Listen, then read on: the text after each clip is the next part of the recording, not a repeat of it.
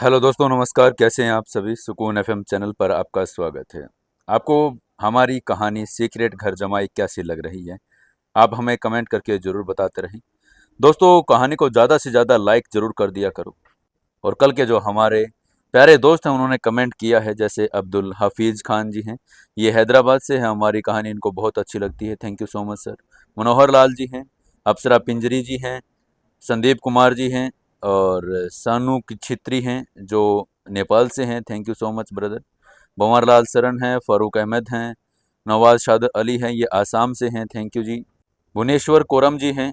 सबसे अच्छा कमेंट मुझे इनका ही लगा। ये लिखते हैं, जैसा चैनल का नाम है वैसा ही स्टोरी सुनकर सुकून मिल रहा है। Thank you so much sir. Praveen Singh Banjare हैं, कहानी अच्छी लग रही है। Thank you. AK47 Anil ji हैं, राधे FM इशफाक शाह जी हैं, राजेंद्र प्रसाद सिंह हैं, अंकित भाई हैं, आशीष मिश्रा जी हैं, राज नारायण गुप्ता जी हैं, पवन कुमार जी हैं, करियाला HP से। थैंक यू जी। सुनील कुमार जी हैं, हरियाणा से। बरकत अली हैं, प्रकाश रजक जी हैं, संदीप कुमार जी हैं, भंवरलाल शरण, अफसर पिंजरी, राज नारायण गुप्ता जी हैं। और ये इनको दोस्तों को कहानी बहुत अच्छी लगती है। ये अपना कमेंट हर रोज़ करते हैं। तो अगर आप भी अपने शहर और अपने गांव का नाम रोशन करना चाहते हैं तो प्लीज़ हमें कमेंट करके ज़रूर से ज़रूर लिखें। चलिए ज़्यादा देर न करते हुए आज की एपिसोड नंबर 15 में आपका स्वागत है। शुरू करते हैं कहानी। चैरिटी इवेंट में समर ने यंग मास्टर ईशान और उसकी बहन इशिका से कियारा से माफ़ी मंगवा ली थी। कियारा के साथ वापस निपानिया पैलेस भी आ गया था। कियारा थकी हुई थी। उसने कियारा की मालिश की और उन दोनों के बाद वो कमरे में सोने चले गई। अगली सुबह जब समर जाग गया तो उसने देखा कि यारा पहले ही ऑफिस चली गई थी। तो वो भी चुपचाप अपने ऑफिस चला गया। ऑफिस में लंच टाइम में वो ईरा से बात कर रहा था, तभी वहाँ अनिकेत आ गया था। उसने ईरा को प्रपोज किया और वो उसको कह देती है कि समर उसका बॉयफ्रेंड है, इसलिए वो उसका प्रपोजल एक्सेप्ट नहीं कर सकती। अनिकेत ने अविश्वास में अपना सिर हिलाते हुए कहा, समर, तुम तो एक रेगुलर एम्प्लॉय हो। तुम जैसा फटीचर ईरा का बॉयफ्रेंड कैसे हो सकता है? वो जानता था कि ये इरा एक स्वाभिमानी लड़की है और इरा इस समय झूठ ही बोल रही है। वो न केवल सुंदर थी बल्कि उसका स्टैंडर्ड भी बहुत हाई था। वो समर जैसे फटीचर को कभी आंख भर के बिना देखे उसको अपना बॉयफ्रेंड बनाना तो दूर की बात है। अगर समर शहर का कोई यंग मास्टर होता तो कम से कम किसी कंपनी का CEO होता, तो अनिकेत को यकीन हो जाता कि वो इया को अब बॉयफ्रेंड हो सकता है। लेकिन समर ने जो पहनावा पहना था उसे देखकर साफ पता चल रहा था कि वो एक रेगुलर एम्प्लॉय है।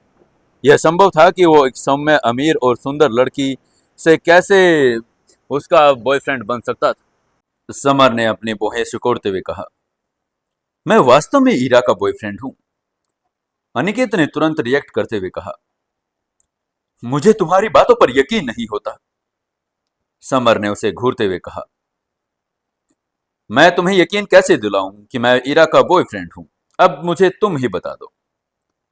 अनिकेत ने ठंडी हंसी के साथ कहा, ये साबित करने के लिए तुम दोनों अभी के अभी किस करो, तभी मैं यकीन करूंगा कि तुम दोनों सही कह रहे हो। वो जानता था कि इरा अपने बॉयफ्रेंड के अलावा किसी को भी किस नहीं करने देगी।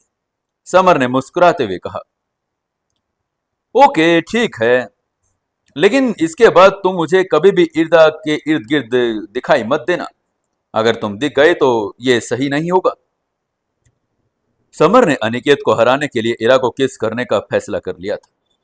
उसने इरा की पतली कमर को पकड़ा, उसके लाल होठों पर अपने होठ रख दिए, उसे एक छोटा सा किस कर लिया। स्वीट और बहुत आरामदायक किस था और ईरा ने कभी सोचा नहीं था कि समर इतना बहादुर है कि वो इतने सारे लोगों के सामने उसे किस कर लेगा।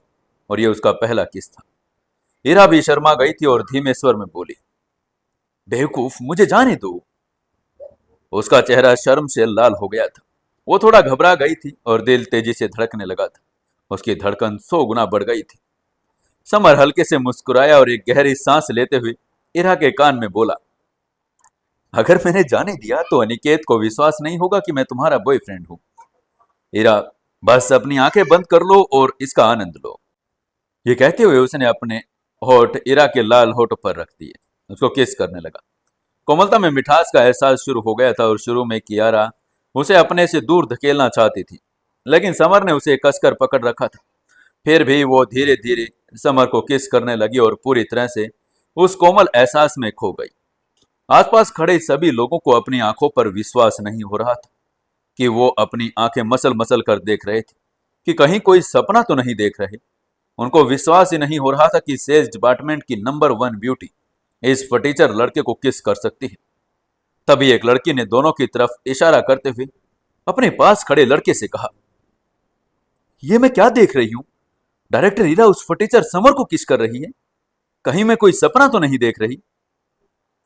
उसके पास खड़े लड़के ने धीरे से कहा, यार तुम कोई सपना वपना नहीं देख रही हो, ये सच में ही हो रहा है। उसके आसपास कोई हैरानी से चिल्ला रहा था। वो सभी बहुत दुखी थे। इरा अग्रवाल इंडस्ट्रीज की टॉप ब्यूटी थी, बहुत लोगों की क्रश थी, और अब उन सभी लोगों की क्रश उनके सामने ही एक फटीचर को किस कर रही थी। हर कोई जलन से भर गया था। किस बहुत सहज और स्वाभाविक रूप से हुआ और वो दोनों इसमें पूरी तरह से डूब गए थे। समर इरा से अलग हुआ और खुशी से मुस्कुराते हुए बोला, इरा, यू आर सो स्वीट, तुम्हारे होठ बहुत रसीले हैं। समर की बातें सुनकर इरा का शरीर कांप उठा। उसका चेहरा शर्म से फूले हुए गुलाब की तरह खिल उठा। उसने शर्माते हुए कहा, धीरे बोलो प्लीज, अपनी नहीं तो मेरी ही इज्जत का ध्यान रख लो। उन दोनों को किस करते हुए देखकर अनिकत का चेहरा बदल गया। उसकी आंखों में एक ठंडी रोशनी चमक उठी। वो 6 महीने से इरा को फॉलो कर रहा था। किस करने की तो बात छोड़िए, वो आज तक इरा को हाथ भी नहीं लगा पाया था। लेकिन आज उसी इरा ने उसकी ही आंखों के सामने एक फटीचर से लड़के को किस कर लिया था। उसको इरा पर भी गुस्सा आ रहा था। वो उन दोनों को जान से मार देना चाहता था। अनिकेत की आंखें गुस्से से लाल हो गई थी। तभी उसने जोर से चिल्लाते हुए कहा, इरा, बेवकूफ, मैं 6 महीने से तुम्हें फॉलो कर रहा हूं, तुम्हें मनाने की कोशिश कर रहा हूं, लेकिन तुमने आज तक मुझे भाव नहीं दिया। मुझे लगा कि तुम एक मासूम और सुशील लड़की हो। मुझे नहीं लगा था कि तुम इतनी बदचलन निकलोगी, ऐसे इतने सारे लोगों के सामने इस फटीचर को किस कर लोगी। उसकी आवाज में गुस्सा और गाली दोनों ही थी। अनिकेत की निंदा सुनकर इस गुस्से में वो कांप रही थी। उसका सुंदर सा चेहरा उदासी से भर गया था। उसने पहले सोचा कि अनिकेत एक जेंटलमैन है। उसने कभी नहीं सोचा था कि वो इतना बेशर्म होगा, सबके सामने उसका अपमान करेगा। हीरा का सुंदर सा चेहरा ठीक था और उसने गुस्से में कहा, अनिकेत, अपनी जबान को लगाम लगा लो। तुम्हारी हिम्मत भी कैसे हुई मुझे गाली देने की? अनिकेत ने फिर भी अपने गुस्से में चिल्लाते हुए कहा, ओह कुतिया, तुमने मुझे छोड़कर इस फटीचर गरीब से लड़के को किस किया। अब तुम्हें मुझसे कोई नहीं बचा पाएगा। तुम्हें मैं अपना बनाकर ही रहूंगा हीरा। बहुत जल्द तुम्हें मैं अपने बिस्तर पर ले जाऊंगा। उसके सारे शब्द बेहद असभ्य थे। यह सुनकर कि अनिकेत न केवल इरा बल्कि उसे भी अपमानित कर रहा था, समर को गुस्सा आ गया। उसकी आंखों में ठंडी रोशनी की चमक आ गई। उसने गुस्से में चिल्लाते हुए अनिकेत से कहा, अपनी जुबान संभाल कर बात करो अनिकेत। अनिकेत का चेहरा काला पड़ गया था। उसने धमकी भरी आवाज में कहा, मैं सिक्योरिटी डिपार्टमेंट का डायरेक्टर हूं। मेरे पिता वाइस प्रेसिडेंट है और तुम जैसा फटीचर भी हिम्मत कैसे हुई कि मेरे खिलाफ जाने की? मुझे लगता है अब तुम्हें यहां नौकरी नहीं करना। उसकी धमकियों और बेइज्जत भरी सब बातों को सुनकर समर अचानक से इरा की तरफ मुड़ा और माफी मांगते हुए बोला, इरा, आई एम सॉरी, मुझे माफ कर दो, ये सब मेरी गलती है। उसकी बात सुनकर इरा का चेहरा उलझन से भर गया। उसने कंफ्यूज होते हुए कहा, तुम तुम मुझसे माफी क्यों मांग रहे हो? समर ने मुंह सिकोड़ते हुए कहा, मेरी एक गलती की वजह से ये तुम्हारी इतनी बेइज्जती कर पाया। मुझे पहले ही समझ जाना था कि ये लातों का भूत है, ये बातों से नहीं समझने वाला। मुझे पहले ही इसे मारना चाहिए था। उसके चेहरे पर अफसोस के भाव थे। हीरा समर की बातों पर हंसने लगे। उसके आसपास भी सभी लोग हंस रहे थे कि समर इतना तेज था। सिर्फ शब्दों से ही उसने अनिकेत के मुंह पर जोरदार तमाचा मार दिया था। अनिकेत भी स्वाभाविक रूप से समझ गया था कि वो क्या कह रहा है। वह अचानक बहुत क्रोधित हो गया था, और क्योंकि उसकी तुलना में उसने भूत से की थी। उसने समर को घूरते हुए कहा, समर, मुझे लगता है कि तुम्हें अपनी जिंदगी से प्यार नहीं है, जो मुझे मारने की सोच रहे हो। समर ने हल्के से मुस्कुराया और अनिकेत की आंखों में देखते हुए बोला, अनिकेत, मैं तुम्हें रिक्वेस्ट कर रहा हूं, प्लीज चुपचाप यहां से चले जाओ, नहीं तो यहां जो होगा उसका दोष मुझे मत देना प्लीज।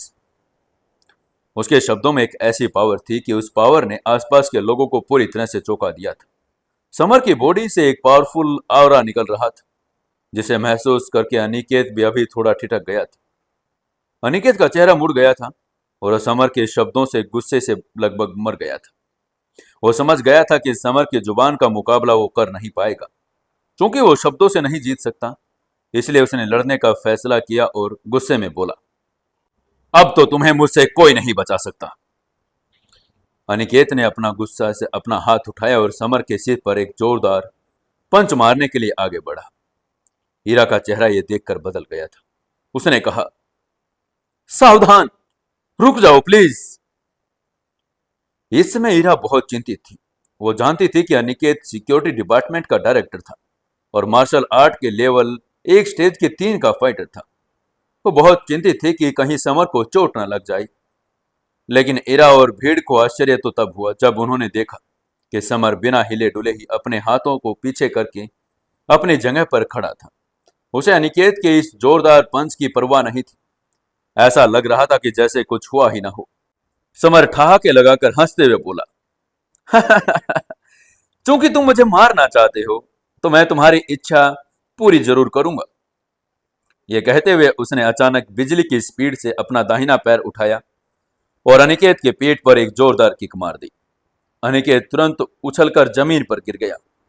उसे अपने पूरे शरीर पर दर्द सा महसूस हुआ और वो एक भी अंग हिला नहीं पा रहा था। एक किक और अनिकेत हार गया। हीरा ने अपने लाल होठों को अपने हाथों से ढक लिया। उसका सुंदर चेहरा सदमे से भर गया था। अनिकेत अग्रवाल इंडस्ट्रीज के सिक्योरिटी डिपार्टमेंट का सबसे ताकतवर मार्शल आर्ट फाइटर था और वो एक ही किक में हार गया। समर इतना आखिरकार ताकतवर कैसे हो सकता था? उनके आसपास के सभी लोगों के मुंह भी खुले के खुले रह गए थे। वो भी समर को हैरानी से देख रहे थे। वे भी समर की ताकत को देखकर चौंक गए थे। अनिकेत की दयनीय सूरत देखकर ईरा के चेहरे के भाव बदल गए। उसने धीरे से समर से कहा, समर, चलो यहां से। और समर का हाथ थामकर वो जल्दी से कैफे से बाहर निकल गई। वो जानती थी कि अनिकेत के पिता कंपनी के वाइस प्रेसिडेंट थे और अपने बेटे के लिए बेहद प्रोटेक्टिव थे। समर केवल सेल्स डिपार्टमेंट का एक साधारण सा एम्प्लॉय था और उसको डर था कि वो समर वाइस प्रेसिडेंट की नाराजगी को झेल पाएगा। दोनों को जाता हुआ देखकर अनिकेत मुश्किल से खड़ा हुआ। उसने अपने मुंह के कोने पर लगे खून को पोंछते हुए क्रूरता से कहा, कमीने फटीचार, तुमने मुझे मारा। अब देखना मैं तुम्हारा क्या हाल करूंगा। तुम्हारा जीना दुश्वार कर दूंगा मैं। समर ने भौहें सिकोड़ी और हैरान होकर पूछा, ईरा, तुम ऐसे क्यों खींच रही हो? हमें इससे डरकर भागने की जरूरत नहीं है। ईरा की खूबसूरत भौहें सिकुड़ गई थी और चिंतित होकर बोली, समर, क्या तुम जानते हो अनिकेत कौन है? समर ने थोड़ा हैरान होते हुए कहा, हाँ, वो सिक्योरिटी डिपार्टमेंट का डायरेक्टर है। ईरा ने उसकी आंखों में देखते हुए कहा, मुझे सिक्योरिटी डिपार्टमेंट के डायरेक्टर की चिंता नहीं। आखिरकार मैं भी सेल्स डिपार्टमेंट की डायरेक्टर हूं। मैं उसे रोकने में तुम्हारी मदद कर सकती हूं। लेकिन मुझे चिंता उसके पिता की है। उसके पिता कंपनी के वाइस प्रेसिडेंट हैं। समर ने मुंह बनाया और बेफिक्र के साथ बोला, वाइस प्रेसिडेंट है तो क्या हुआ ईरा, कोई बड़ी बात नहीं, तुम भी चिंता मत करो। ये कहते हुए उसने मन ही मन सोचा, ओह, तो तुम्हारे पिता कंपनी के वाइस प्रेसिडेंट हैं, इसलिए ही तुम इतना घमंड कर रहे थे। तो मेरी पत्नी भी तो इस कंपनी की सीईओ है, तो मुझे तो तुमसे ज्यादा घमंड करना चाहिए ना बेटा। तभी हीरा ने घबराते हुए कहा, समर, समर, ये मेरी गलती है। मैंने तुम्हें मुसीबत में डाल दिया। मुझे माफ कर दो प्लीज। हीरा के खूबसूरत चेहरे पर पश्चाताप छलक रहा था। अगर उसे पहले पता होता तो वो समर को ढाल नहीं पाती। अगर समर को कंपनी ने नौकरी से निकाल दिया तो उसे जिंदगी भर पछतावा रहेगा। समर ने बिना किसी चिंता के धीरे से मुस्कुराते हुए कहा, हीरा, तुम मेरी गर्लफ्रेंड हो। मैं उस कमीने अनिकेत को तुम्हारे साथ बदतमीजी करने कैसे दे सकता हूं भला? यह शब्द सुनकर इरा का चेहरा लाल हो गया। वो मन ही मन बहुत शर्मिंदा हो गई थी। उसने अनिकेत को भगाने के लिए कहा था कि समर की गर्लफ्रेंड है। कहीं इस लड़के ने सच में ही तो उसे अपनी गर्लफ्रेंड मान नहीं लिया था। हालांकि समर के कहने पर कि वो उसका बॉयफ्रेंड है, इरा को तो गुस्सा नहीं आया, लेकिन वो थोड़ी शर्म जरूर महसूस कर रही थी, जैसे वो अपने दिल की गहराइयों में सच में उसकी गर्लफ्रेंड बनना चाहती हो। इरा का सुंदर सा चेहरा लाल हो गया था। उसने मन ही मन सोचा, ये कहीं मुझे समर से प्यार तो नहीं हो गया? मुझे ऐसा क्यों लग रहा है? उसे नहीं पता था कि उसे समर पर क्रश था या उसे पसंद करने लगी थी। संक्षेप में एक मीठा और शर्मिला एहसास उसे अंदर से झकझोर रहा था। लेकिन तभी उसने देखा अनिकेत उसकी ही तरफ चला आ रहा है। तो इरा ने अपने शर्म को दिल में दबाते हुए धीरे से घबराते हुए कहा, समर, मेरी बात सुनो। तुम आज यहां से चले जाओ, एक दिन की छुट्टी ले लो प्लीज। समर ने कॉन्फिडेंस के साथ मुस्कुराते हुए कहा, इरा तुम चिंता मत करो, अग्रवाल इंडस्ट्रीज में से मुझे कोई नहीं निकाल सकता। हालांकि वो आत्मविश्वास से भरा हुआ था, फिर भी वो बहुत चिंतित थी। आखिरकार उसे समर और कियारा के बीच के रिश्ते के बारे में पता नहीं था।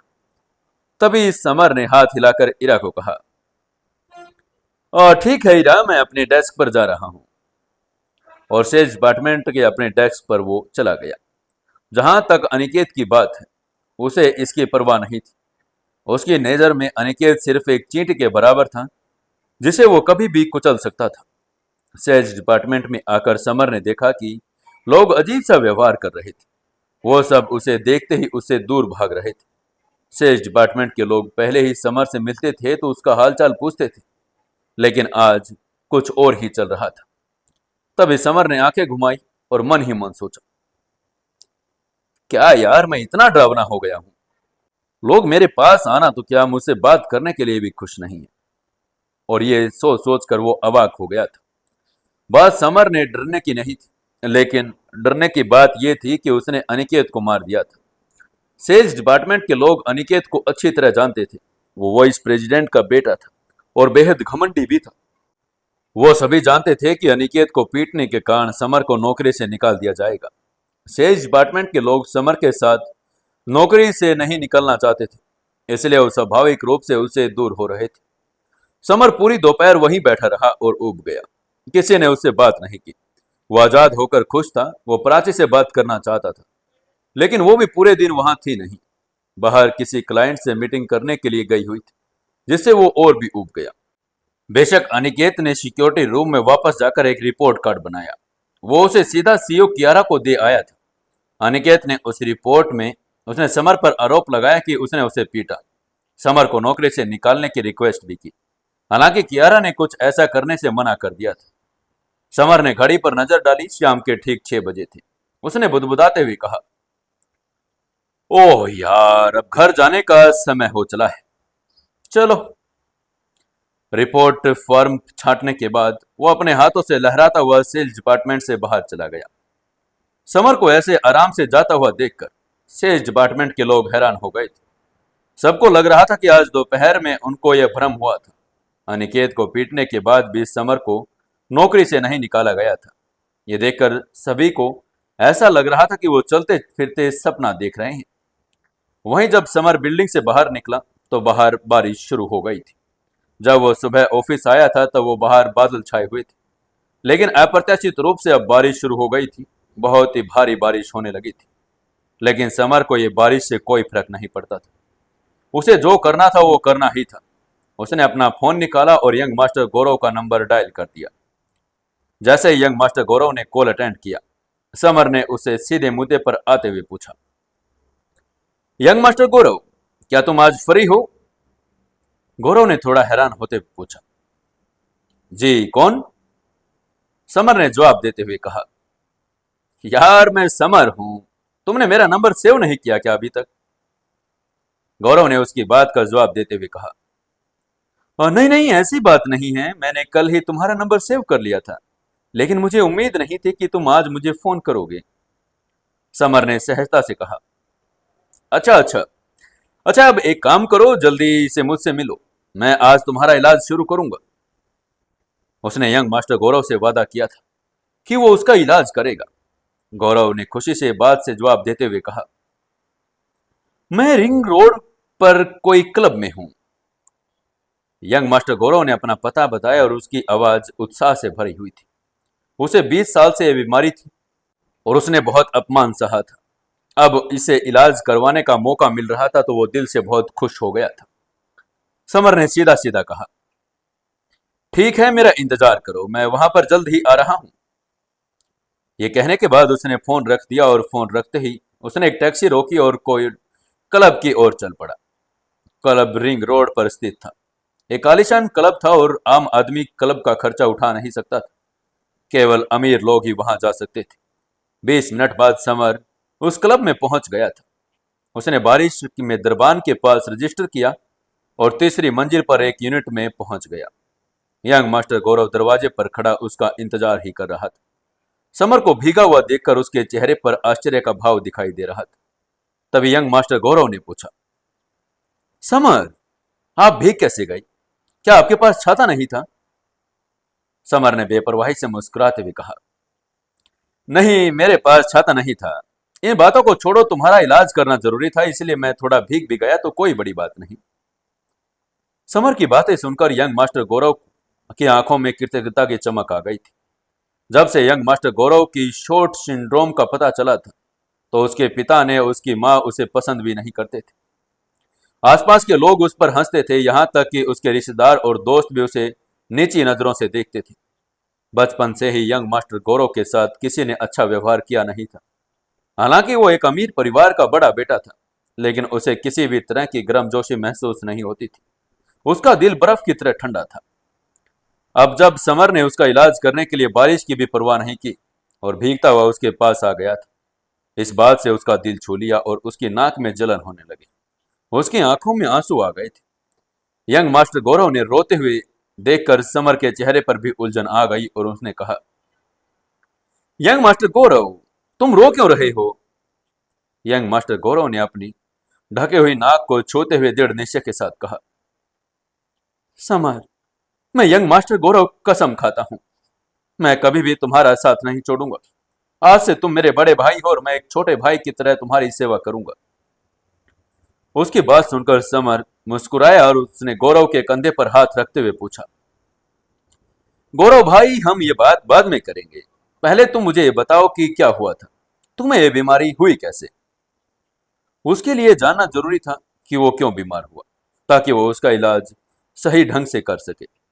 गौरव ने उसकी बात का जवाब देते हुए कहा, भाई, लगभग 20 साल पहले मेरी माँ शादी से पहले प्रेग्नेंट हो गई थी। उस समय मेरे पिता अपना बिजनेस सेट करने की कोशिश कर रहे थे। उनको कोई दिक्कत ना हो इसलिए मेरी माँ मुझे जन्म देने के लिए कश्मीर में अपने गांव वापस चली गई। वहां की परिस्थितियां बहुत खराब थी। जिस दिन मैं पैदा हुआ उस दिन बर्फबारी हो रही थी। बाहर का तापमान 0 से भी नीचे था। ठंड और बर्फीली हवाएं चल रही थी। जब मैं पैदा हुआ तब मेरी माँ के पास कंबल भी नहीं था, इसलिए मुझे शीत दंश हो गया था। इन घटनाओं के बारे में बात करते हुए गौरव वास्तव में दुखी हो गया था।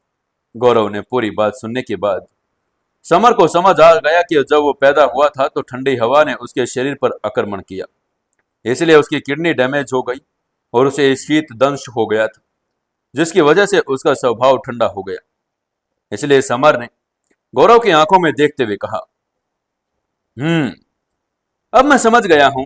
ठंडी हवा तुम्हारे शरीर में चली गई, इसलिए तुम्हारी किडनी में यिन की कमी होने के कारण तुम्हारे हार्मोन बन नहीं पाई। गौरव के चेहरे पर एक जिज्ञासु बच्चे की तरह उलझन भर गई थी। उसने कंफ्यूज होते हुए पूछा, किडनी में यिन की कमी है क्या? उसे मेडिकल लाइन के बारे में कुछ भी पता नहीं था। समर ने मुस्कुराते हुए कहा, हाँ, किडनी में यिन यांग की कमी हो सकती है। किडनी में यिन की कमी तब होती है जब आपकी पीठ और घुटने कमजोर होते हैं। आपके दोनों पैरों में ताकत नहीं होती, पर्याप्त किडनी ही नहीं होती और ये नपुंसकता की बीमारी होती है। तुम्हारी किडनी में भी यिन एनर्जी की कमी के ही क्लासिकल मामले हैं। समर की बात सुनने के बाद गौरव की आंखें खुल गई। ये पहली बार था जब उसने सुना कि यिन यांग एनर्जी में कमी हो सकती है। उसने पहले केवल सामान्य किडनी की कमी के बारे में सुना था। अब उसे पता था कि अब वो एक सिर्फ अशिक्षित ही था। लेकिन किडनी में यिन की कमी के कारण समर के एक्सप्लेनेशन ने गौरव को खुश कर दिया था। चूंकि समर उसकी बीमारी के लक्षणों के बारे में बात कर रहा था, तो वो उसका इलाज भी कर सकता था। उसे समर पर पूरा पूरा भरोसा हो गया था। तभी समर ने अपनी 9 सुइयां निकाल ली और हल्के से कहा, गौरव, अपनी शर्ट उतारो, मुझे एक्यूपेंचर देना है। गौरव का चेहरा शर्म से लाल हो गया। उसने शर्मिंदगी से कहा, ये ये ठीक नहीं है, मुझे शर्म आ रही है किसी के सामने अपनी शर्ट उतारने में। यह देखकर समर हंस पड़ा। उसने थोड़ा मजाक अंदाज में कहा, गौरव जल्दी करो, मुझे लड़कों में कोई इंटरेस्ट नहीं है। उसे नहीं पता था कि उसे कैसी बात करनी चाहिए। आखिरकार गौरव ने अनिच्छा से अपने कपड़े उतार दिए। समर जानता था कि कुछ रुकावटों के कारण गौरव की किडनी प्रभावित नहीं हो रही थी, और इसलिए वो इरेक्टाइल डिसफंक्शंस के साथ पैदा हुआ था। जब तक वो किडनी को साफ करता रहेगा, वो ठीक रहेगा। पुट। उसने बिजली की गति से यह काम किया और उसने अपनी सुइयों को गौरव के शंशु बिंदु, जीवन द्वार बिंदु, काट बिंदु और साथ ही 6 बिंदुओं पर चुभो दिया। सभी 9 बिंदु किडनी से जुड़े हुए थे। वो सभी स्थान थे जहां से किडनी की गुजरती थी। 15 मिनट बाद समर ने गौरव की किडनी से सभी ठंडी ची को बाहर निकाल दिया। अब उसकी किडनी में से ची की पूरी तरह से शरीर में प्रभावित हो सकती थी। समर ने अपनी सुइयों को बाहर निकाला और हल्के से पूछा, हो गया, तुम्हें अब कैसा लग रहा है गौरव? गौरव ने धीरे से कहा, मुझे बहुत अच्छा लग रहा है भाई। उसको अब अच्छा लगने लगा था। हवा की एक गर्म लहर उसके पूरे शरीर से गुजरी और उसका पूरा शरीर गर्म हो गया। इस एनर्जी को महसूस करते हुए गौरव ने उत्साह से कहा, ओ वाह, आज मुझे अलग ही एनर्जी महसूस हो रही है भाई। मुझे मुझे वाह। और ये कहते हुए उसका चेहरा शर्म से लाल हो गया। गौरव को उत्साहित होता हुआ देखकर समर ने भौहें सुकोड़ी और उसे डांटते हुए कहा, चुप करो, चुप करो, जल्दी से कपड़े पहनो, कहीं दोबारा ठंड न लग जाए। गौरव ने अपने कपड़े पहन ली और गंभीरता से कहा, समर भाई, थैंक यू सो मच। आज से ये गौरव आपका गुलाम है। समर ने उसका इलाज कर दिया और फिर एक आदमी बनने की मदद की। बेशक वो समर का एहसानमंद था। जरूरत पड़ने पर वो समर के लिए अपनी जान भी दे सकता था। इरेक्टाइल डिसफंक्शंस होना बेहद दर्दनाक था और सभी उसको लड़की लड़की कहकर उसका मजाक उड़ाते थे। ये एक आदमी के लिए सबसे बुरी सजा होगी। तभी समर ने उससे पूछा, गौरव, तुम वर्मा परिवार के यंग मास्टर हो, तुम मेरे गुलाम नहीं, मेरे छोटे भाई हो और अपने छोटे भाई का ख्याल रखना बड़े भाई का फर्ज होता है। तभी गौरव ने ईमानदारी से कहा, तुमने मुझे एक आदमी की गरिमा वापस दी, तुमने मुझे दूसरा जीवन दिया है भाई, मैं तुम्हारे लिए अपनी जान भी दे सकता हूं। समर ने जब देखा गौरव ऐसे नहीं मानने वाला, तो उसने टॉपिक चेंज करने का सोचा। उसको पता था कि अगर दोनों इन बातों को ऐसे ही खींचते रहेंगे तो पूरी रात निकल जाएगी। इसलिए उसने गौरव को किडनी ठीक करने का फॉर्मूला देने का फैसला करते हुए हल्के से मुस्कुराते हुए कहा, ठीक है ठीक है, अब इन बातों को छोड़ो और मेरी बात ध्यान से सुनो। गौरव ने हाँ में सिर हिलाते हुए कहा, जी भाई बताइए। समर ने उसको बताना शुरू किया, गौरव, तुम्हारी किडनी डैमेज हो गई है, अब तुम्हारी चीज अच्छी तरह से बहेगी। अब मैं तुम्हें अपनी किडनी को मजबूत करने के लिए एक सीक्रेट फॉर्मूला देने जा रहा हूं, ताकि आपकी स्थिति को स्थिर करने में मदद कर सके। आखिरकार वो इस दोस्त के साथ पैदा हुआ था, इसलिए उसे बहुत सारे सप्लीमेंट की जरूरत थी। ये कहते हुए उसने अपना पेन निकाला और एक कागज पर नुस्खा लिखते हुए कहा, देखो, ये फॉर्मूला तुम्हारी किडनी को स्ट्रॉन्ग बनाने में मदद करेगा। इसमें वेलवेट, फ्लीज फ्लावर रूट, कार्डिस्पेस सिंसिसिंस, गोर्गन, यूरोकिमिया, साइनेज वुल्फ बेरी और ऐसा एक फॉर्मूला लिखते हुए उसने कागज गौरव को दे दिया। गौरव ने एक्साइटमेंट में फॉर्मूला लिया और उसे ऐसा लगा कि जैसे उसे कोई अनमोल खजाना मिल गया हो। उसने सम्मान के साथ समर का शुक्रिया अदा करते हुए कहा, थैंक यू सो मच भाई। समर ने हल्के से मुस्कुराते हुए आगे कहा, इस फॉर्मूले के अलावा तुम फूड थेरेपी भी करवा सकते हो। अगर तुम अपने यौन को स्ट्रोंग करना चाहते हो और अपनी किडनी को पूरक बनाना चाहते हो, तो तुम्हें अखरोट, काले तिल, काली फलियां, अंडे, लीक, रतालू, शाबलतूत, बटेर का अधिक सेवन करना होगा। गौरव ने मुस्कुराते हुए कहा, समर भाई, तुम बहुत अच्छे हो। तुम किडनी को स्ट्रॉन्ग करने के लिए इतने सारे सीक्रेट फॉर्मूले जानते हो। आज से तुम मेरे आदर्श हो, मैं तुम्हें हमेशा फॉलो करूंगा। गौरव को ऐसे लगा था जैसे समर उसकी जिंदगी में भगवान बनकर आया है। जितना ज्यादा वो समर को जानता गया, उतना ही वो खुद को अज्ञानी महसूस करने लगा था। वो समझ गया था कि अगर वो समर द्वारा बताए गए फॉर्मूला का इस्तेमाल करता रहेगा, तो वह निश्चित रूप से अपनी किडनी को मजबूत कर पाएगा और एक मजबूत आदमी बन सकेगा और अपने वंशजों को भी आगे बढ़ा पाएगा। समर भी हल्के से मुस्कुराए और घड़ी में टाइम देखते हुए बोला, ओके ठीक है गौरव, अब तुम्हारा इलाज हो गया है तो मुझे लगता है अभी मुझे जाना चाहिए। वैसे भी रात के 8 बज गए हैं, मैं आज रात घर पर जाने के लिए लेट हो गया हूं। और वह खड़ा होकर जाने के लिए तैयार हो गया। उसे पहले ही गौरव की बीमारी का इलाज कर दिया था और वैसे भी अब उसके लिए यहाँ कुछ करने के लिए था नहीं, इसलिए स्वाभाविक रूप से उसे घर जाना था। लेकिन तभी गौरव ने कहा, समर भाई, समर भाई 1 मिनट रुको।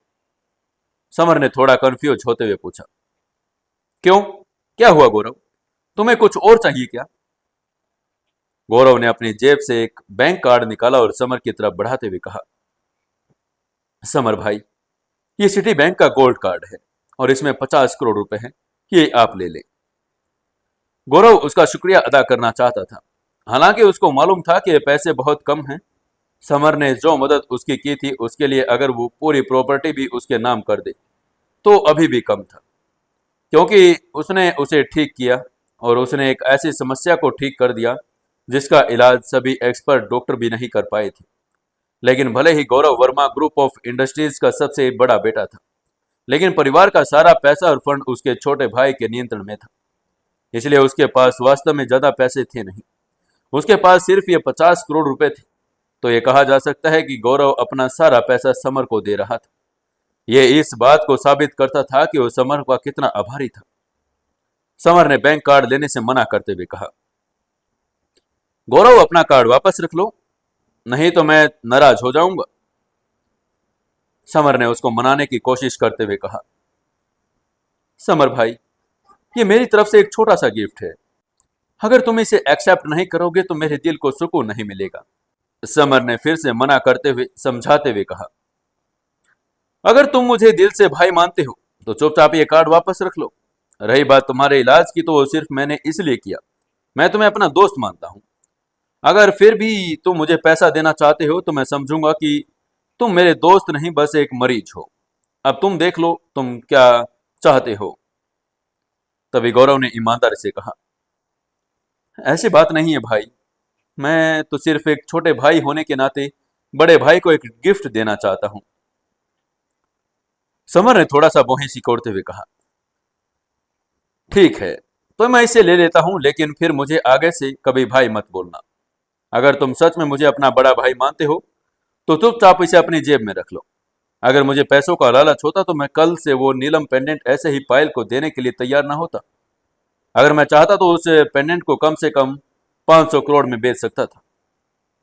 और उसने कार्ड देने से मना कर दिया। उसने एक दिन पहले ही पायल को अपना नीलम पेंडेंट 100 करोड़ रुपए में बेचा था, इसलिए उसको पैसे की जरूरत नहीं थी।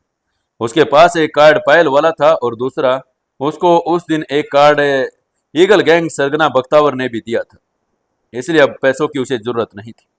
और उसने यंग मास्टर गौरव का इलाज सिर्फ इसलिए किया था क्योंकि वह उसके साथ एक दोस्त की तरह व्यवहार करता रहा था। यंग मास्टर गौरव लगभग फिर से रो पड़ा।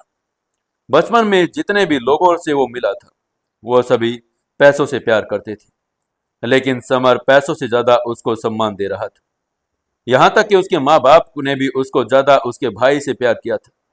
यह पहली बार था जब किसी ने उसको अपना समझ लिया था, इसीलिए उसने नम आंखों के साथ कहा, thank you so much brother. ये कहते हुए उसने समर को जोर से गले लगा लिया और जोर जोर से रोने लगा।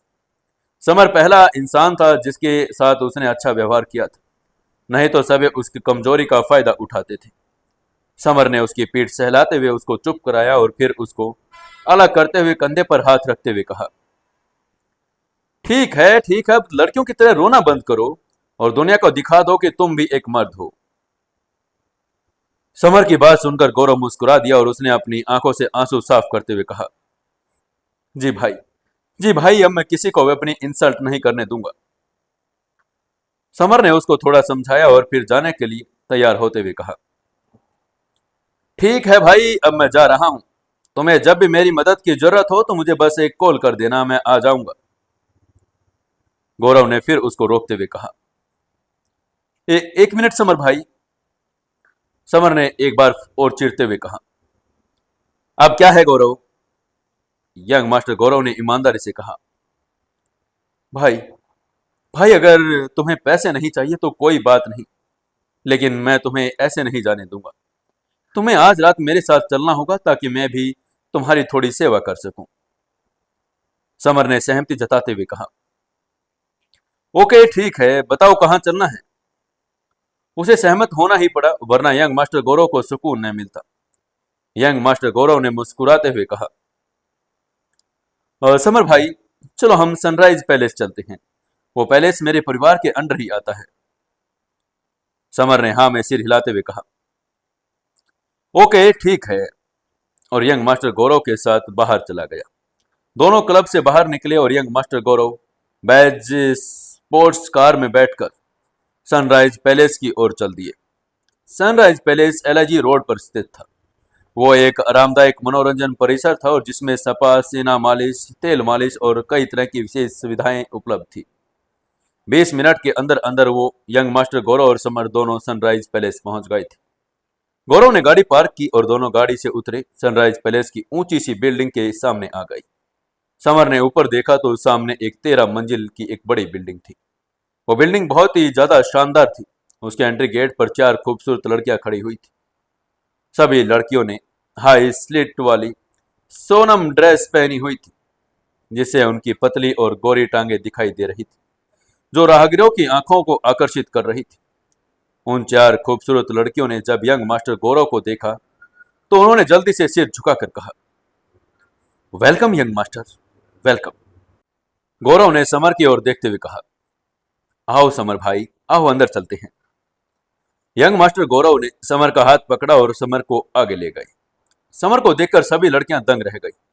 उनके मन में एक ही सवाल चल रहा था, ये है कौन, और जो खुद यंग मास्टर गौरव उन्हें रास्ता दिखा रहे हैं। उन्होंने चुपके से समर के चेहरे को अपने दिल में याद कर लिया, ताकि वो कभी समर अकेला भी आए तो उसे अच्छे से ट्रीट करे। सनराइज पैलेस में एंटर होते हुए समर ने कहा, यह पैलेस तो बहुत भव्य है गौरव। सनराइज पैलेस के गलियारे सभी सुनहरी टाइलों से सजे हुए थे। दीवारें सभी गोल्डन पैलेटेड लग रही थी। झूमर भी ऐसे लग रहे थे जैसे ओरिजिनल गोल्ड के हों। समर को ऐसा लग रहा था कि जैसे कोई महल के अंदर आ गया हो। यंग मास्टर गौरव ने थोड़ा मुस्कुराया, अपनेपन से भरे हुए समर से कहा, भाई भाई, चलो पहले नहा लेते हैं और फिर सपा में चलेंगे। समर ने सहमति में सिर हिलाया और कहा, चलो ठीक है। वो बारिश से भीगा हुआ था और उसका शरीर चिपचिपा और असहज था। थोड़ी देर बाद यंग मास्टर गौरव समर को एक बड़े से टब के पास ले गए। टब 300 वर्ग मीटर से ज्यादा बड़ा था। उन्होंने उस टब में नहाने के बाद दोनों को तरोताजा और आराम महसूस हुआ। उसके बाद यंग मास्टर गौरव ने उत्साह से कहा, समर भाई, आओ चलो मसाज करवाते हैं, और समर को एक आलीशान वीआईपी कमरे में ले गया। कमरे का नाम सम्राट हॉल था। यह विशाल और 100 वर्ग मीटर का हॉल था। हॉल के अंदर 2 बेडरूम थे, जिनका उपयोग गेस्ट सर्विसेज के लिए कर दिया था। सुनहरी मेज पर विभिन्न प्रकार के शराब और फल रखे हुए थे। Red wine, beer, vodka, brandy, तरबूज, अंगूर, केला, ड्रैगन फ्रूट भी। और तभी एक सुंदर लड़की आई। उसने सम्मानपूर्वक कहा, यंग मास्टर, मैं आपकी क्या सेवा कर सकती हूँ? लड़की बहुत सुंदर थी। उसकी लगभग उम्र 20-22 वर्ष की होगी। उसका चेहरा आकर्षक था और होठ चेरी जैसे लाल। उसने काले रंग का शॉर्ट स्कर्ट पहना हुआ था, जो उसको और भी ज्यादा चार चांद लगा रहा था। उसका नाम नित्या था और वो सनराइज पैलेस में मैनेजर थी। गौरव नित्या को अच्छे तरीके से जानता था। उसने नित्या को समर की तरफ इशारा करते हुए कहा, नित्या, ये मेरे बड़े भाई समर हैं। आज इनकी खूब सेवा करनी है, इसलिए बताओ, क्या हॉल में अभी कोई नई लड़की आई है? यंग मास्टर गौरव की बात सुनकर नित्या एक पल के लिए हतप्रभ रह गई। उसके चेहरे पर एक अजीब सी झलक आई। वो जानती थी कि यंग मास्टर गौरव कितना घमंडी था। उसका स्टैंडर्ड बहुत हाई था और वो यंग मास्टर ईशान की भी परवाह नहीं करता था। लेकिन अब वो घमंडी गौरव एक फटीचर से लड़के पर इतना सम्मान क्यों कर रहा था, साथ ही उसे अपना बड़ा भाई भी कह रहा था। इससे नित्या को थोड़ा आश्चर्य हुआ। लेकिन नित्या ने लंबे समय तक एंटरटेनमेंट इंडस्ट्रीज में काम किया था। वो बहुत चतुर थी। उसने अनुमान लगा लिया था कि यंग मास्टर गौरव के लिए बहुत महत्वपूर्ण इंसान होगा। वो समझ गई कि कोई साधारण आदमी नहीं है। नित्या ने आकर्षक ढंग से मुस्कुराया समर और यंग मास्टर गौरव से कहा, आपसे मिलकर अच्छा लगा मिस्टर समर। हमारे यहाँ बहुत सी सुंदरियां हैं, मासूम, मोहक, हॉट, और हमारे यहाँ की यूनिवर्सिटी की स्टूडेंट भी है। वो बेहतरीन मालिश करती हैं। यंग मास्टर गौरव ने अपना हाथ हिलाया और नित्या से जल्दी से इस मामले को संभालने के लिए कहा, नित्या, उन्हें कमरे में इकट्ठा होने के लिए कहो, समर को चुनने दो। वो कोई समय बर्बाद नहीं करना चाहता था। समय को मालिश करवाने के अलावा वो अपनी नई शक्ति का प्रशिक्षण भी करना चाहता था। नित्या ने थोड़ा मुस्कुराते हुए कहा, जी यंग मास्टर, ठीक है, मैं अभी वापस आती हूँ। और वो ये कहकर कमरे से बाहर चली गई। जल्दी वो दर्जनों लड़कियों को लेकर वहां आ गई। लड़कियों ने मिनी स्कर्ट पहना हुआ था, जिससे उनकी गोरी गोरी टांगें दिख रही थी। वो सभी बहुत खूबसूरत थी। कुछ मासूम थी और कुछ बर्फीली ठंडी। कुछ ने नर्स, फ्लाइट अटेंडेंट और नौकरानी की पोशाक भी पहनी हुई थी। उन्होंने वर्दी के प्रलोभन के लिए कपड़े पहने थे। दर्जनों खूबसूरत लड़कियों के चेहरे पर उत्साह के सिर ऊपर झुकाए और सम्मान से कहा, welcome young master. Young master को देखने और उसकी सेवा करने के लिए वो बहुत ज्यादा एक्साइटेड थी। यंग मास्टर गौरव ने दर्जनों सुंदर लड़कियों से कहा, देखो ये मेरे बड़े भाई समर हैं। तुम्हें इनकी अच्छी तरह से सेवा करनी है और अच्छे से इनकी मालिश भी करनी है, ठीक है? यंग मास्टर गौरव की बात सुनकर समर ने सभी की गर्म आंखों को देखा और कहा, समझ गए। सभी लड़कियां मन ही मन सोच रही थी कि युवक किसी स्ट्रॉन्ग बैकग्राउंड से आया होगा। अगर ये यंग मास्टर गौरव उसे अपना बड़ा भाई कह रहा है तो सच में कोई महान हस्ती होगी। थोड़ी देर बाद दर्जनों सुंदरियों ने अपना परिचय देना शुरू कर दिया। यंग मास्टर गौरव हंसे और कहा, समर भाई, आपको कौन सी पसंद है? आप पहले चुन सकते हैं। समर ने ही सिर हिलाया और नंबर 3 को चुन लिया। जब सुंदरियों ने खुद को पेश किया तो समर को पता चला कि नंबर 3 एक यूनिवर्सिटी की स्टूडेंट थी। इससे भी महत्वपूर्ण बात यह थी कि लड़की की शक्ल मासूम थी, लेकिन वो थोड़ी सी ठंडी भी लग रही थी, जिससे उसे थोड़ी दिलचस्पी हुई। समर द्वारा अपनी पसंद चुनने के बाद यंग मास्टर गौरव ने अपनी एक सुंदरी को चुन लिया। अन्य सुंदरियां केवल निराश होकर बूथ से बाहर चली गई। यंग मास्टर गौरव ने अपनी सुंदरता को पकड़ लिया और वो बेडरूम की ओर चले गए। इधर जो समर के पास वो लड़की आई तो समर ने हल्के से मुस्कुराते हुए सामने खड़ी लड़की से पूछा, तुम्हारा नाम क्या है? वो लड़की बहुत खूबसूरत थी। उसकी त्वचा बेहद बर्फ की तरह सफेद थी, आंखें आकर्षक थी और नाक बहुत प्यारी थी। उसके चेहरे की विशेषताएं बहुत ही सुंदर थी और उसका चेहरा एकदम सही था। वो एक शानदार नक्काशीदार नीलम की मूर्ति की तरह थी। उसने गुलाबी रंग की मिनी स्कर्ट पहनी थी और उसके शरीर के कर्व्स को गले लग रही थी। देखने में बहुत अच्छी लग रही थी। मिनी स्कर्ट के नीचे बर्फ की तरह सफेद पिंडली भी उसकी निगाहों को आकर्षित कर रही थी। यह एक हाई क्लास ब्यूटी थी। उसका चेहरा और सभी शरीर हाई क्लास के थे। वो एक यूनिवर्सिटी की स्टूडेंट थी। बस इसके बारे में सोचने से भी कोई रोमांचित हो जाता। गुलाबी मिनी स्कर्ट वाली लड़की ने प्यार से कहा, जी मेरा नाम तन्वी है। उसकी आवाज बहुत मीठी और कोमल और कानों को भाने वाली थी। लेकिन जब उसने समर की आंखें की ओर देखा तो उसका चेहरा और कान लाल हो गए। उसकी आकर्षक आंखों में घबराहट की एक चमक दिखाई देने लगी। समर ने हल्के से मुस्कुराते हुए पूछा, तन्वी, तुम्हारा नाम बहुत अच्छा है। तुम अभी भी एक स्टूडेंट हो? समर के हैंडसम चेहरे को देखकर तन्वी का मासूम सा चेहरा और भी घबरा गया। उसने हाँ में सिर हिलाते हुए कहा, हाँ, मैं अभी भी स्टडी कर रही हूं। यह पहली बार एक ऐसी जगह आई थी, इसलिए वो केवल सहज होने का दिखावा करने की कोशिश कर रही थी। लेकिन वास्तव में वो पहले से भी अपने दिल में बहुत घबराई हुई थी। तन्वी के मन में खुद को उसने धिक्कारते हुए कहा, तन्वी, तुम एक एक्सीलेंट यूनिवर्सिटी की स्टूडेंट और क्लास की रिप्रेजेंटेटिव हो। तुम इतनी नीचे कैसे गिर सकती हो भला? ऐसी जगह कैसे आ सकती हो? लेकिन जब उसने अपनी माँ के बारे में सोचा जो हॉस्पिटल में थी, उसे पैसों की सख्त जरूरत थी, तो उसने हिम्मत जुटाई। किसी ने उसे यहाँ भेजा था। कहा जाता था कि यहाँ आने वाले पुरुष बहुत उदार होते हैं, लाखों करोड़ों रुपए की टिप देते हैं। पैसे पाने के लिए उसके पास यहाँ आने के अलावा कोई और विकल्प था नहीं। समर ने अपना हाथ आगे बढ़ाया, तन्वी से हाथ मिलाते हुए कहा, तन्वी, ये किस्मत की बात है कि हम मिले। मेरा नाम समर है। चलो एक दूसरे के बारे में जानते हैं। लेकिन उसने तन्वी का कोमल हाथ तुरंत नहीं छोड़ा। उसने उसका हाथ पकड़ लिया और उसकी उंगलियों से उसकी हथेली को सहलाने लगा। इससे तन्वी और भी घबरा गई। उसका पूरा चेहरा, कान और गर्दन लाल हो गए थे। तन्वी ने बेचैन होते हुए कहा, मिस्टर समर, मैं एक बार मसाज के 5,000 रुपए लेती हूँ। उसे डर था कि अगर उसने कहीं ज्यादा पैसे मांग लिए तो कहीं समर मसाज करवाने से इनकार न कर दे। उसने डरते डरते समर से अपना हाथ छुड़ाने की कोशिश की, लेकिन असफल रही। उसका मासूम चेहरा और भी घबरा गया। उसने घबराते हुए मन ही मन कहा, ये हैंडसम लड़का अभद्र लगता है, कहीं ये मेरा फायदा तो नहीं उठा रहा। उसकी निगाहें शर्म से झुक गई थी, लेकिन वो भाग्यशाली थी कि उसकी पहली बार में ही इतने हैंडसम लड़के से मुलाकात हो गई। एक बूढ़े आदमी की तुलना में एक हैंडसम लड़के को मालिश देना बेहतर था। तभी समर ने उससे मुस्कुराते हुए पूछा, तन्वी, क्या तुम जानती हो कि तेल मालिश या हाथ से मालिश कैसे की जाती है? तन्वी ने मासूमियत के साथ जवाब दिया, नहीं सर, मुझे नहीं पता कि यह कैसे किया जाता है। उसकी आंखों में नमी आने लगी थी। चेहरा बिल्कुल चिंता से भर गया था और आंसू बहाने के बिल्कुल करीब करीब पहुंच गई थी। वो समर स्टेड को किसी भी सेवा के बारे में नहीं जानती थी। ये सनराइज पैलेस में उसका पहला दिन था।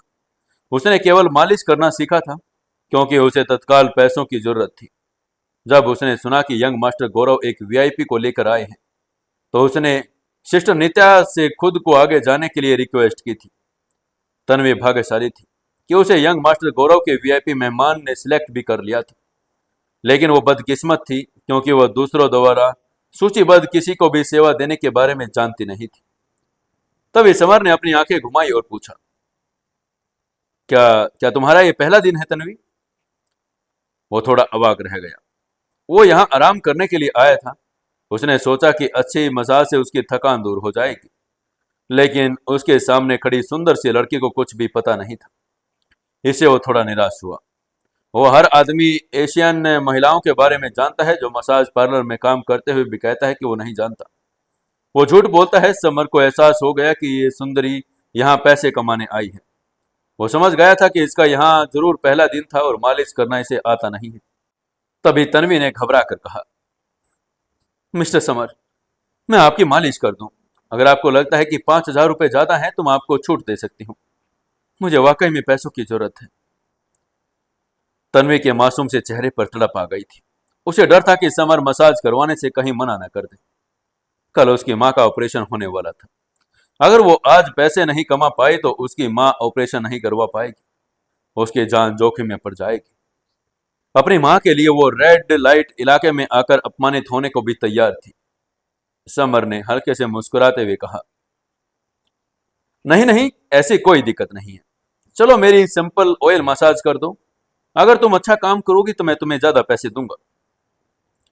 समर ने सोचा कि अगर इस लड़की को सिंपल मसाज करना आता है तो वो सिंपल मसाज करवा लेगा और उसके पैसों की जरूरत पूरी कर देगा। तन्वी ने कहा, थैंक यू मिस्टर समर। वो जानती थी कि वो भाग्यशाली है कि उसे कोई ऐसा व्यक्ति मिला जो इतना सहज था। उसने दूसरी लड़कियों से सुना था कि बहुत सी लड़कियों को ग्राहकों को कुछ विशेष सेवाएं देनी पड़ती थी। अगर वे इच्छा भी नहीं होती तो उन्हें मजबूर किया जाता। यह सुंदर युवक तो इससे कहीं ज्यादा अच्छा था। तन्वी ने अपने पीले हाथों से समर के पेट की मालिश शुरू कर दी। उसे अनुभव नहीं था कि वो स्पष्ट रूप से पहली बार था जब उसने किसी की मालिश की थी। उसने अपने दिल ही दिल में खुद को मोटिवेट करते हुए कहा, यस यस तन्वी, तुम कर सकती हो। अपनी माँ के लिए तुम्हें अपने ग्राहक को अच्छी तरह सेवा करनी होगी। तन्वी ने मुस्कुराते हुए कहा।